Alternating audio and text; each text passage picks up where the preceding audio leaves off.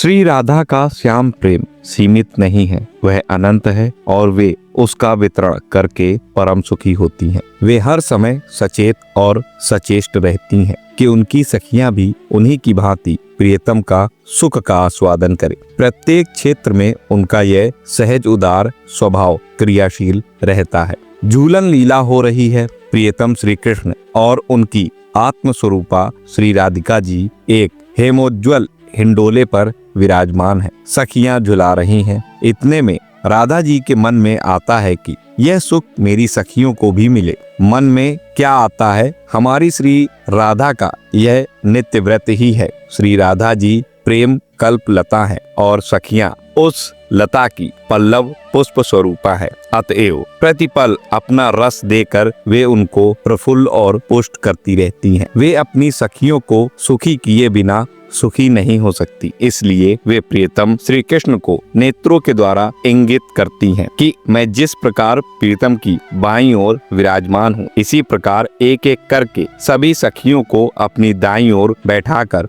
उन्हें सुख प्रदान करें। और इस इंगिति के अनुसार ही श्याम सुंदर के द्वारा सखियों के सुख दान की मधुर एवं उदार लीला आरंभ हो जाती है। राधा प्राण प्रीतम रसिक शिरोमणि श्याम सुंदर पहले श्रीमती ललिता को अपनी दाहिनी ओर बैठाते हैं और अपने दक्षिण भुजा उसके कंधे पर रखकर राधा की भांति ही उसे सुख देने लगते हैं। यह देखकर सखी कुंदलता और मृदु मुस्कान के साथ कहती हैं, देखो देखो सखियों, आज यह कलंकहीन पूर्ण चंद्र अपनी प्रियतमा राधा और अनुराधा को अपने वाम और दक्षिण के लिए ज्योतिर्मंडल के साथ आकाश से पृथ्वी पर उतर शोभा विस्तार करता हुआ झूला झूल रहा है। तदनंतर इसी प्रकार विशाखा आदि जितनी प्रमुख सखियां वहां थी, एक एक करके सबको प्रियतम श्याम सुंदर अपनी दाहिनी ओर बैठाकर और उन्हें सुख प्रदान कर रासेश्वरी निज प्राणेश्वरी श्री राधा की इच्छा पूर्ण करने लगे। श्री राधा को श्याम सुंदर की इस लीला से बड़ा ही सुख मिल रहा है, पर सखियों के स्नेह से सनी विश्वनंददायिनी श्री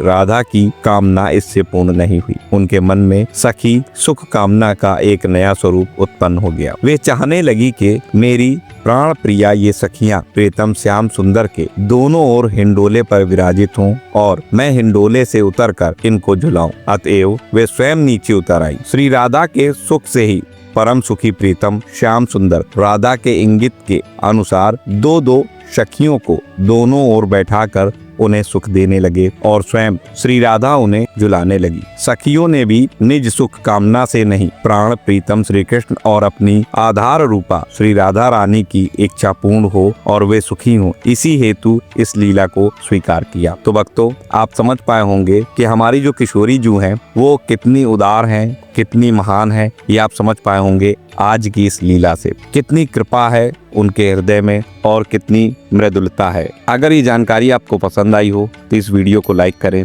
अन्य भक्तों तक इस लीला को शेयर करें, कमेंट में जय श्री राधे कृष्ण जरूर लिखें। मिलता हूँ अगले वीडियो में नई जानकारी के साथ। तब तक राधा वल्लभ श्री हित हरिवंश। श्री राधे।